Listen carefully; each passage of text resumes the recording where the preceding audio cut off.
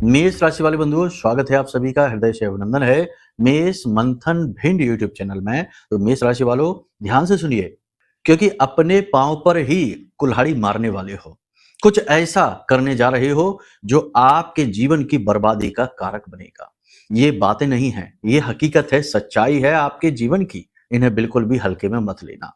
एक बार हमारे इस कार्यक्रम को ध्यान से देख लेना, उसके बाद जो मर्जी वो फैसला लेना। आपकी नियति आपको खींचकर ले ही जाएगी जहां ले जाना होगा।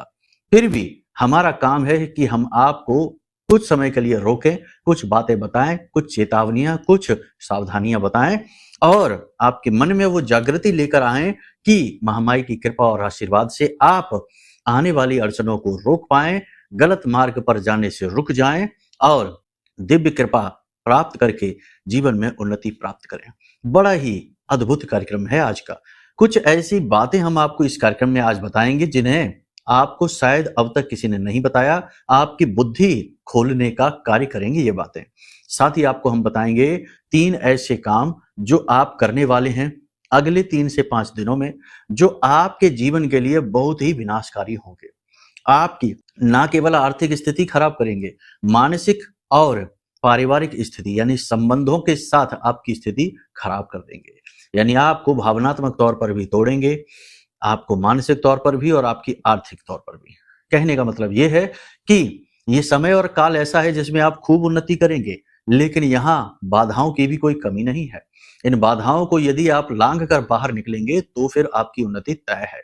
बदलाव का समय है, महत्वपूर्ण समय है, लेकिन इसी के साथ साथ आपको बड़ा झटका भी लग सकता है। बात वही है कि आप गलत फैसले लेकर फंस सकते हैं। बुध और शुक्र एक साथ हैं, अच्छा योग बना रहे हैं, लेकिन सूर्य और केतु भी एक साथ है, इन्हें नहीं भूलना है। और आने वाले 2 दिनों में 2 से सवा 2 दिन के आसपास चंद्रमा भी सूर्य के साथ मिलकर केतु के साथ त्रिग्रही योग बना रहा है। ये भी अच्छा नहीं है। कई जगह पर ये आपको भावनात्मक तौर पर बड़ा ही कंफ्यूज कर देगा। आप देखेंगे कि आने वाले 2 दिनों 2 सवा 2 दिनों तक आपकी विचारिक क्षमता कमजोर हो जाएगी, निर्णय लेने की क्षमता कमजोर हो जाएगी, पिता से संबंध खराब हो जाएंगे और सरकार की तरफ से मिलने वाली राहतें, सपोर्ट बंद हो जाएंगे या कम हो जाएंगे। मान सम्मान में भी कमी आ सकती है और किसी प्रकार का लांछन भी आपके ऊपर लग सकता है।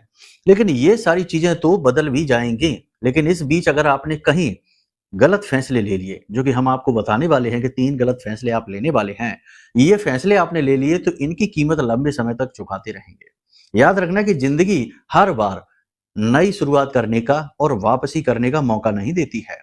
इसलिए चीजों को समझते हुए आगे बढ़ना चाहिए। नादानी, लापरवाही बर्बादी के अलावा कुछ नहीं लाती। ये केवल बचपने तक ठीक रहती है। उम्र बढ़ने के बाद, जिम्मेदारियां आने के बाद सावधानी ही एकमात्र उपाय होता है।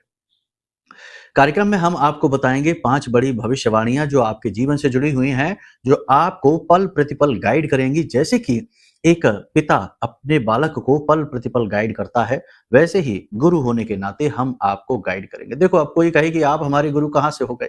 अरे भाई, आप हमारा कार्यक्रम देख रहे हैं, 4 बातें ज्ञान की ले रहे हैं, तो बस इतने से ही गुरु शिष्य का बन जाता है। नहीं मानना है तो कोई बात नहीं, जबरदस्ती नहीं है। फिर भी हमारा धर्म, हिंदू धर्म, सनातनी परंपरा ये कहती है कि कोई यदि आपको 2 बातें भी ज्ञान की दे देता है तो आपका कायदे से वह गुरु ही बन जाता है। इसीलिए हमारे यहाँ माता पिता को भी गुरु कहते हैं, भाई को भी गुरु कहते हैं और मित्र को भी गुरु कहा था। यहाँ तक कि धर्म पत्नी तक को गुरु का दर्जा दिया जाता है, अगर वह आपका मार्गदर्शन करे, आपको सन्मार्ग पर लेकर जाए तो। बातें बहुत अच्छी अच्छी हैं, बहुत प्यारी हैं, बहुत ही शुभ कार्यक्रम है। डरना नहीं है, कुछ भी डरावना नहीं है, कुछ भी खतरनाक नहीं है, बस बचना है। और बचना कैसे है, हम आपको बताएंगे और आप उन कार्यों को करेंगे और आप बचेंगे। बाकी माई की कृपा तो आप तक पहुंचेगी ही, 100% गारंटी है। चलिए, इसी के साथ साथ कार्यक्रम के अंत में आपको बताएंगे वो एक महा उपाय, बहुत बड़ा प्रयोग है जो हमने कहा था पिछले कार्यक्रम में कि हमने लगभग 2.5-3 महीने पहले 5-6 लोगों को दिया था वो प्रयोग। लेकिन उसका आज हमें, लोगों ने वैसे तो लंबे समय से बता रहे हैं, लेकिन आज हमें पूरा ये आंकड़ा मिला कि वो बहुत ही अच्छा उपाय था और बहुत ज्यादा बेहतर रिजल्ट लेकर वो आया। 5-6 लोगों में से एकाध लोगों को छोड़कर बाकी सभी लोगों के जीवन में उनकी इच्छा पूरी हो गई उस उपाय के माध्यम से। तो वो उपाय हम आपको बताएंगे कार्यक्रम के अंत में। पूरे भाव के साथ कार्यक्रम को देखना है, ठीक है? चलिए, महामाई को याद करते हुए कमेंट बॉक्स में पूरे भक्ति भाव के साथ लिख डालिए, जय मां भद्रकाली कृपा करो। साथ ही साथ लिख दीजिए कि मैं भी माई के परिवार का हिस्सा हूं। बन जाइए माई के परिवार के हिस्से, कोई नुकसान नहीं है इसमें, फायदे ही फायदे हैं। ठीक है।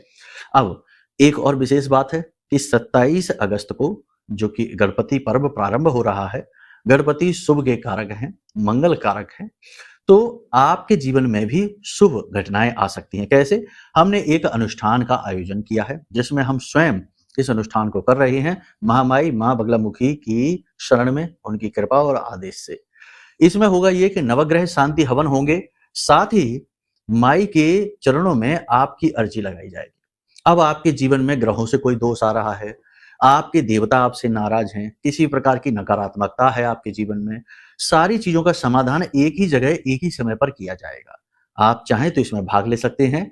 अधिक जानकारी के लिए नंबर वीडियो में दिए गए हैं, इन नंबरों पर फोन करिए, सहायक आपको सारी बातें स्पष्ट तौर पर बता देंगे।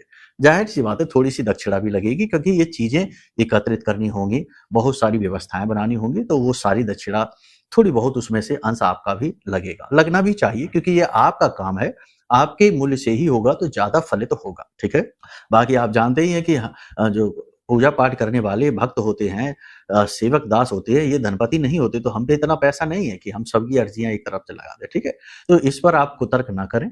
अगर मन में जरा भी शंकाएं आए तो बिल्कुल भाग ना लें, कोई जबरदस्ती नहीं है। ठीक है। कोई शंका नहीं, कोई मन में किसी भी प्रकार की कोई बात नहीं, बिल्कुल निष्पक्ष होकर बिना किसी भेद के आइए, स्वागत है आपका। तो चलिए अब अपने मूल विषय को शुरू करते हैं। अब बात करते हैं पहले 5 बड़ी भविष्यवाणियों की, फिर बात करेंगे उन 3 घटनाओं की, उन 3 गलत फैसलों की जो आप लेने वाले हैं। जय माई की। बंधुओं, ज्योतिष और तंत्र विद्या के क्षेत्र में आचार्य अमित एक जाना माना नाम है।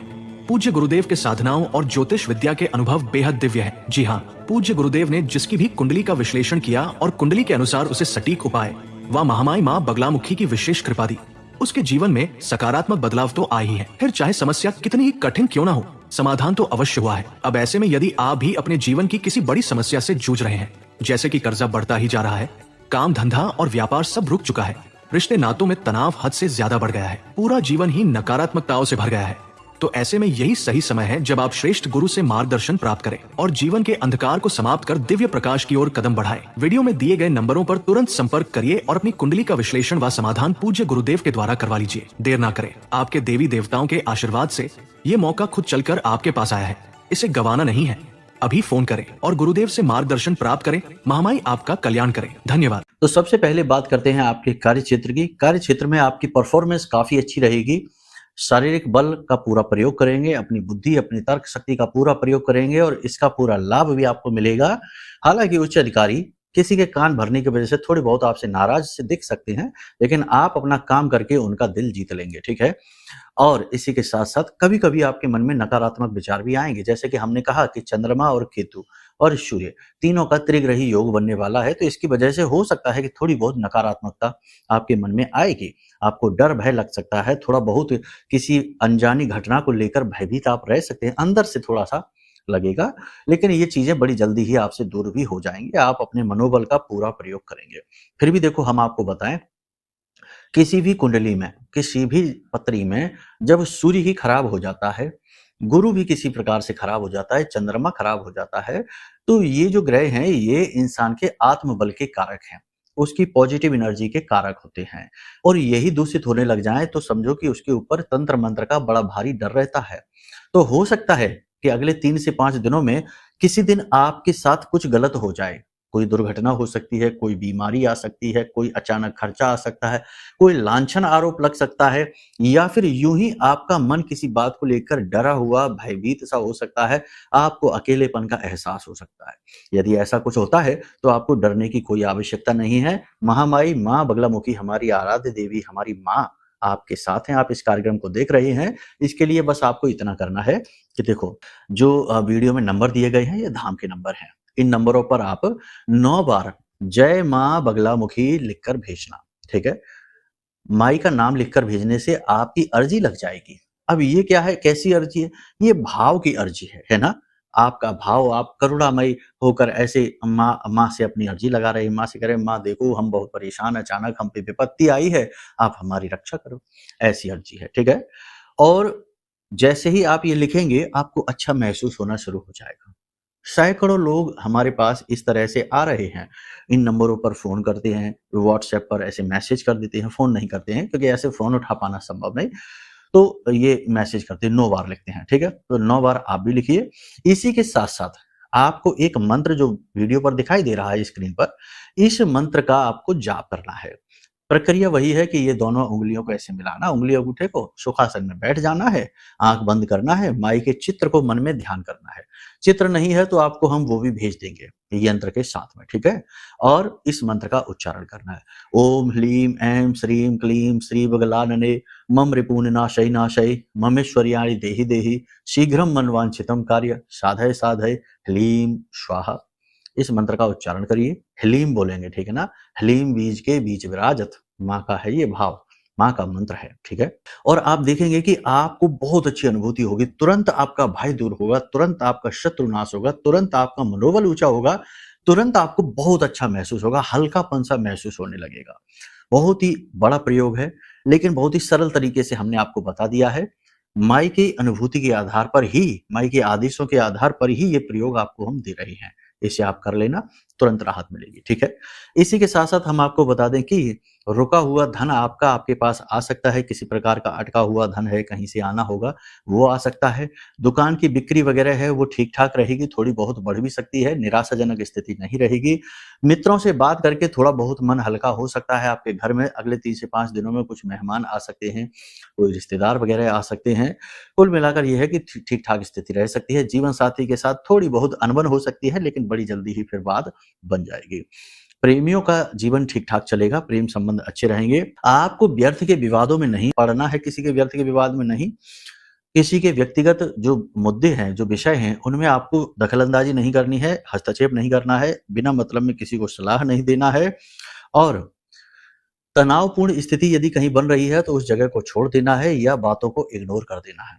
लोग जानबूझकर ऐसी बातें बोलेंगे जो आपको चुभेंगी, आपको उकसाएँगी। ऐसी बातें बोलेंगे, लोग जानबूझकर आपसे उलझने की कोशिश करेंगे, आपकी मानसिक स्थिति को खराब करने की कोशिश करेंगे। ऐसी स्थिति में आपको पूरी तरह से सकारात्मक रहना है, चीज़ों को इग्नोर करना है। साथ ही साथ अपनी चीज़ों के प्रति अवेयर भी रहना है। अगले 3 से 5 दिनों में आपका मोबाइल खो सकता है, कोई कीमती सामान खो सकता है या टूट-फूट हो सकती है, चोरी हो सकता है, मशीनरी खराब हो सकती है जिसमें आपका खर्चा बढ़ेगा।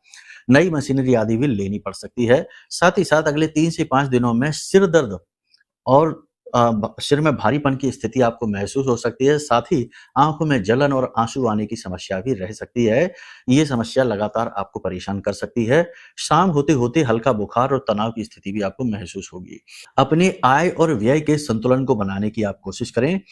ऐसा हो सकता है कि आवक कम होगी, पैसा खर्चा ज़्यादा होगा, नियंत्रित नहीं, अनियंत्रित खर्चा होगा। आप उसको नियंत्रित नहीं कर पाएँगे। लेकिन यहाँ पर आपको संतुलन बनाने की कोशिश करनी है, उतना ही हाथ खोलना है जितनी की आवश्यकता है। भावनात्मक होकर किसी की मदद करने की कोशिश ना करें, खास तौर से पैसे को लेकर। किसी की भी मदद करने की कोशिश ना करें। ये साधारण सी परिस्थितियाँ हैं, अपनी सेहत का विशेष ख्याल रखें। गले में, छाती में किसी प्रकार का कोई इन्फेक्शन, दर्द रह सकता है। कोई पुरानी एलर्जी वगैरह भी आपकी उखड़ सकती है। भूख-प्यास थोड़ी-सी कम हो जाएगी, हो जाने दो, कोई बात नहीं है, लेकिन थोड़ा ही सही, लेकिन खाना खाते रहना और पानी अधिक पीना, ठीक है? ये साधारण सी सलाह है आपके लिए। योग, प्राणायाम, अध्यात्म बेहद आवश्यक है। भगवान के प्रति थोड़ी-सी अरुचि मन में उत्पन्न हो सकती है, लेकिन धर्म, भगवान और अध्यात्म से अरुचि पैदा करने से कुछ नहीं होगा। हमारा गुज़ारा धर्म में ही है, शरण में ही है और भक्ति में ही है। बाकी उल्टी-सीधी बातें, फिजूल की बातें दिमाग में लाने की ज़रूरत नहीं है। आपके आस-पास कुछ लोग ऐसे हैं, जो बेसिर-पैर की बेतुकी बातें करते हैं और धर्म का तिरस्कार करते हैं, भगवान का तिरस्कार करते हैं, विरोध करते हैं। ऐसे लोगों से आप दूर रहिए। ये लोग आपके अंदर भी इन्फेक्शन डाल देंगे, आपको भी खराब कर देंगे। ये तो थी साधारण सी सलाह जो हमने आपको दे दी है। अब यदि आप अपने बारे में विशेष तौर पर जानना चाहते हैं, क्योंकि ये तो देखो एक ही राशि के लाखों करोड़ों लोग होते हैं, सबके जीवन की परिस्थितियाँ अलग-अलग होती हैं, तो आपके जीवन में क्या चल रहा है, आपके दुख-सुख का क्या कारण है, कौन-सी योग युतियाँ हैं, कौन से दोष हैं कुंडली के, ये सब जानने के लिए आप अपनी कुंडली का विशेष तौर पर आकलन करा लीजिए। नंबर वीडियो में है, इन नंबरों पर फ़ोन करिए, आपकी कुंडली का हम आकलन करके दे देंगे। दोष योग युतियों के अनुसार आपको उपाय दे देंगे। जैसे ही आप उन उपायों को करना शुरू करेंगे, तुरंत आपको लाभ मिलने शुरू हो जाएँगे। ये बिल्कुल वैसा ही है जैसे कि किसी को अगर बुखार आ रहा है तो वो साधारण तौर पर दवाई लेकर और खाता जा रहा है, बुखार तो ठीक होगा थोड़ा बहुत लेकिन फिर वापस आएगा क्योंकि मूल कारण पता नहीं चला। लेकिन जब आप किसी डॉक्टर के पास जाएँगे तो डॉक्टर यही कहेंगे कि जाओ पहले चेकअप कराओ, अपनी रिपोर्ट लेकर आओ। रिपोर्ट में क्या बीमारी है उसी के अनुसार आपको दवाई दी जाएगी। तो वही हम आपसे कहने की कोशिश कर रहे हैं कि जो बातें हम आपको बता रहे हैं, वो साधारण सी भविष्यवाणियाँ ग्रहों के आधार पर हैं। लेकिन विशेष तौर पर अपने बारे में यदि आपको जानना है तो इसके लिए आप अपनी कुंडली का आकलन कराइए, उसी के अनुसार आपको सटीक चीजें पता चलेंगे। ठीक है, यहां तक आपने समझ लिया। अब बात करते हैं 3 चीजों की जो आप खुद अपने पांव पर कुल्हाड़ी मारने वाले हैं, ऐसी स्थिति बनाएंगे। पहली बात ये, ओवर थिंकिंग करके, यानी कि किसी एक विषय के बारे में, किसी बात को लेकर जरूर से ज्यादा थिंकिंग आप करेंगे, जरूर से ज्यादा सोचेंगे। चंद्रमा खराब होने वाला है, इस वजह से होगा ये कि विचारों की अधिकता की वजह से कंफ्यूजन पैदा होगा और अनिर्णय की स्थिति उत्पन्न होगी और आपको समझ में ही नहीं आएगा कि आप क्या करें या क्या ना करें। तो जरूर से ज्यादा सोचने की वजह से आप बीमार हो सकते हैं, सिर में तकलीफें हो सकती हैं, डाइजेशन हाजमा आपका खराब हो सकता है। साथ ही ओवर थिंकिंग करने की वजह से आपका काम पर भी बुरा प्रभाव पड़ेगा इसका। तो कुल मिलाकर यह है कि आपको जरूर से ज्यादा सोचना नहीं है, जो चीजें आपके नियंत्रण से बाहर है उनके बारे में आपको ज्यादा विचारशील नहीं बनना है। जो आप कर सकते हैं बस उतना ही करिए, पहली चीज तो ये। दूसरी चीज ये कि आप किसी की मदद करने की कोशिश करेंगे और उस चक्कर में आप अपना सब कुछ लुटा देंगे, अपने पैसे, अपनी जरूरत की सारी चीजें उसको दे सकते हैं। तो मतलब ये है कि जरूर से ज्यादा किसी की मदद करने की आप कोशिश ना करें। तीसरा ये कि आप अपने स्वास्थ्य के प्रति थोड़ी सी लापरवाही दिखाएंगे तो ये आपके ऊपर भारी पड़ेगी। हमने अभी आपसे कहा कि आप ऐसी स्थिति में फंसेंगे कि जब आपका खाना पीना भी कम हो जाएगा, स्वास्थ्य कमजोर होने लगेगा, तो थोड़ा इस पर आपको ध्यान देने की आवश्यकता है। खाना बिल्कुल भी ना छोड़ें, काम भी करें लेकिन अपनी सेहत का भी ख्याल रखें, ये भी बहुत आवश्यक है। इसी के साथ साथ सबसे महत्वपूर्ण बात ये कि देखो, अपने धर्म, अपने भगवान और अपनी आस्था पर कभी भी किसी भी प्रकार का कोई सवाल नहीं उठाते हैं। ये बहुत ही गलत होता है। हमारा जो संस्कार है, हमारे जो धर्म है, हमारी जो गुरुजन हैं, जो हमारे मार्गदर्शक है, वो हमें हर पल प्रतिपल यही कहते हैं कि हमें सतमार्ग पर चलना है, ईश्वर में विश्वास रखना है और अपने भगवान की कृपा और अपनी आस्था पर हमें पूर्ण विश्वास होना चाहिए, कोई भी शक नहीं। लेकिन आज के समय में वातावरण थोड़ा नेगेटिव हो गया है तो चीज़ों को लोग गलत तरीके से प्रेज़ेंट करते हैं। किसी को मन को भ्रमित करने की पूरी कोशिश करते हैं। उल्टे-सीधे विचार, तथ्य, तर्क, कुतर्क सब लगाते हैं कि कैसे भी करके अधर्म फैले और धर्म में लोगों का विश्वास कम हो। तो इस चक्कर में पड़कर आप कहीं ऐसा ना कर देना कि आप अपने देवताओं का अपमान कर दें, अपने पितृ पूर्वजों का अपमान कर दें और अपने धर्म का अपमान कर लें और मन में भी इनके लिए नेगेटिविटी भर लें। ऐसा करना भी आपके लिए बड़ा जोखिमपूर्ण होगा, बड़ा ही खतरनाक होगा, तो ये आपको नहीं करना है। आप अपने मार्ग पर डटे रहिए। देखो, जीवन है, सुख-दुःख का मेला है। आज दुःख है, कल सुख है, फिर दुःख है और अगर दुःख ही दुःख है भी तो क्या दिक्कत है? अमर तो है नहीं, हजारों साल तक तो जीवन हम जिएंगे नहीं। जितना भी मिला है अपने कर्म का हमें मिला है, उसी को देखिए, उसी में सुखी रहिए। जो भी मिला है, स्वस्थ शरीर तो मिला है, कम से कम हमारे 2-4 ही सही लेकिन रिश्ते तो हैं। सारी दुनिया भर की माया, सारा दुनिया भर का सुख तो मिल नहीं जाएगा, सबके हिस्से में नहीं आता। अगर किसी को मिल भी गया तो वो उसका प्रारब्ध है। कुल मिलाकर ये है कि देखो, संतुष्टि ही सबसे बड़ा सुख है। तो जैसा भी है, जो भी है, उसमें खुश रहिए। छोटी-छोटी चीज़ों में खुशियों को ढूँढिए। बहुत छोटी, एक बालक को देखिए कितनी छोटी-छोटी, एक कागज़ यहाँ से उड़कर वहाँ जाएगा, वो उसको देखकर ही खुश हो जाएगा। तो बालक बन जाइए, है ना? बालक हैं भी हम, भगवान की नज़र में, महामाई की दृष्टि में बालक ही तो हैं हम। तो एक बालक बनकर रहिए, अभिलाषी रहिए, लेकिन चीज़ों के प्रति इतना मोह उत्पन्न न कर लीजिए कि जीवन ही बुरा लगने लग जाए। ठीक है? अगर आपको हम समझा पाए हैं अपनी बात तो ठीक है, और बाकी कोई बात नहीं है। आपको फिर जो समझ में आ रहा है वैसे ही चलिए। जीवन आपका है, निर्णय आपका है और फिर आपके ही उपलब्धियां हैं, सुख दुख हैं। ठीक है, याद रखना कि कई बार ऐसा होता है कि हम अपना स्वर्ग और अपना नर्क खुद ही अपने अंदर उत्पन्न कर लेते हैं अपने विचारों से। ठीक है, तो आप देखिए कि आप स्वर्ग बना रहे हैं अपने लिए या नर्क बना रहे हैं। बाहर की परिस्थितियां बदलने वाली नहीं है, दुनिया बदलने वाली नहीं है। आप बदल पा रहे हैं कि नहीं स्वयं को? इसीलिए तो कहा जाता है कि हम बदलेंगे जग बदलेगा, हम सुधरेंगे जग सुधरेगा। तो हमारी सुधरने की ही तो आवश्यकता है। खैर, यहाँ तक सारी बात आपने समझ ली। अब बात करते हैं उस एक प्रयोग की, जो बहुत ही महत्वपूर्ण है। इस प्रयोग के माध्यम से आप बड़ी से बड़ी इच्छा मनोकामना को पूरी कर सकते हैं। जल्दी-जल्दी बताएँगे, अगले कार्यक्रम में इसके बारे में विस्तार से बात करेंगे, ठीक है? आपको क्या करना है कि किसी भी दिन से आप इस प्रयोग को शुरू करें। 21 दिन का ये प्रयोग है। एक आपको कॉपी लेनी है, रजिस्टर लेना है, एक मोटा सा नहीं पतला सा रजिस्टर ले लीजिए। जैसे ये रजिस्टर है हमारे पास में, देखो ऐसा एक रजिस्टर ले लीजिए और इसमें आपको क्या करना है कि हमारी आराध्य देवी हैं, हमारी माँ है, इनकी कृपा से आपकी इच्छा पूरी होगी। तो इसमें पहले पेज में आपको लिखना है जय माँ बगला मुखी, ठीक है। और उसके नीचे आपको लिखना है अपनी वो इच्छा, वो मनोकामना। पॉजिटिव वे में लिखेंगे, उसे नेगेटिव वे में नहीं लिखना है, ठीक है। जैसे कि आप ये नहीं लिखेंगे कि हमारे पास नौकरी नहीं है, हमारे पास बिजनेस नहीं है, हमारे पास कर्जा बहुत ज्यादा है। आपको लिखना है कि हमें नौकरी चाहिए। आप लिखेंगे कि हमें व्यापार में उन्नति चाहिए। आप लिखेंगे कि हमें कर्जे से मुक्ति चाहिए। उसी बात को पॉजिटिव वे में लिखेंगे। ये एक तरीके की मांग है उस ब्रह्म से जो आपको हमेशा देने के लिए तैयार बैठे हैं, लेकिन आपके अंदर नेगेटिविटी की वजह से, आपकी मनोधारणा की वजह से वो आपको दे नहीं पा रहे हैं। तो आपको ये लिखना है और उसके बाद में आपको वो कॉपी जो है ना रात्रि के समय अपने सिरहाने रखकर सोना है।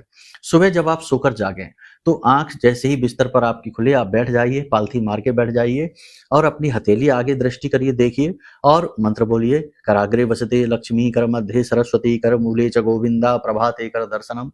इसके बाद हथेलियां मल के अपनी आंखों से अपने चेहरे पर ऐसे, ठीक है। ये आपका शुद्धिकरण हो गया है। अब आपको वही कॉपी उठानी है और उस कॉपी में अगले पेज पर फिर से यही लिखेंगे जय माँ बगलामुखी, अपनी इच्छा लिखेंगे और उसके बाद नीचे माई का नाम लिखना शुरू कर देंगे। जय माँ बगलामुखी, जय माँ बगलामुखी, जय माँ बगलामुखी लिखना शुरू कर देंगे। इतना लिखेंगे कि आपका ये पेज पूरा भर जाएगा और ये आप मन ही मन बोलते भी जाएंगे, उपांशु में बोलेंगे, ठीक है ना। ये नाम जप हो गया, नाम जप जो कि आप लिख भी रहे हैं, यानी आपकी सारी इंद्रियां इसमें व्यस्त हो चुकी हैं। सारी इंद्रियों को आपने इसमें समाहित कर लिया है। आपकी दृष्टि देख रही है, आपका स्पर्श लिख रहा है, आपका दिमाग सोच रहा है, आप इस चीज को महसूस करेंगे, ठीक है। आप ये लिखेंगे, इसके बाद इसे बंद करके कॉपी में जो पेन आप रखेंगे उस पेन को आप बंद नहीं करेंगे, ठीक है ना। अगर ऐसा पेन है, ऐसे ढक्कन खुलता है तो इसे ऐसे उल्टा करके, पेन हमेशा खुला ही रहेगा, पेन कभी बंद नहीं होगा। उसी पेज में इसे लगाकर बंद करके रख देंगे, ठीक है। उसके बाद आपको प्रतिदिन सुबह के समय इस क्रिया को करना है, प्रतिदिन, और कॉपी आपके सिरहाने ही रहेगी। जब तक आप इस क्रिया को कर रहे हैं तब तक आपको मन में देवी के प्रति भाव गहरा रखना है और सोचना है कि माँ आपकी इच्छा पूरी कर रही है, ठीक है। बहुत ही सरल सा प्रयोग है, इसे आप करके देखिए। इसके बारे में छोटी छोटी बातें और भी जो है वो हम अगले कार्यक्रम में आपको बताएंगे। विस्तार से इसी विषय पर कार्यक्रम आपके लिए बना रहे हैं, ठीक है। उस कार्यक्रम को आप जरूर देख लेना। बाकी अब यदि पूरी तरह से नेगेटिविटी से मुक्ति चाहिए, देवी की कृपा अपने जीवन में लाना चाहते हैं, तो ये एक छोटा सा प्रयास हमारा है, हमने रक्षा कवच बनाया है, इसे आप गौर से देख लीजिए, आपके लिए ही है। इस रक्षा कवच को आप ऑर्डर कर सकते हैं। इसमें आपकी पूरी सुरक्षा है, आपके जीवन में माई की सीधी कृपा पहुंचाने का प्रयास है। इस रक्षा कवच को ऑर्डर कर सकते हैं, नंबर वीडियो में दिए गए हैं, इन नंबरों पर फोन करके, ठीक है। बाकी महामाई आपका कल्याण करें, आपके जीवन में शुभ घटनाएं ही हो, ऐसी हम कामना करते हैं। कार्यक्रम को यहीं विराम देते हैं। पूरे भाव के साथ, प्रेम के साथ एक बार बोल दीजिए, जय माई की, जय माँ बगलामुखी। महामाई आपका कल्याण करें। धन्यवाद। हमारे प्रिय और परम पूज्य आचार्य जी ने अपनी साधनाओं के अनुभवों पर आधारित शक्तिशाली उपाय और क्रियाओं के माध्यम से हजारों लोगों के जीवन को पूरी तरह से बदला है। आचार्य जी के द्वारा बताया गया हर एक उपाय इतना सटीक और कारगर होता है कि जो भी इसे पूरे भाव के साथ कर लेता है उसे साक्षात महामाई की कृपा और आशीर्वाद प्राप्त हो जाती है। इसलिए निसंकोच इन उपायों को पूरे भाव के साथ करिए, आपका कल्याण होगा। जय माई की।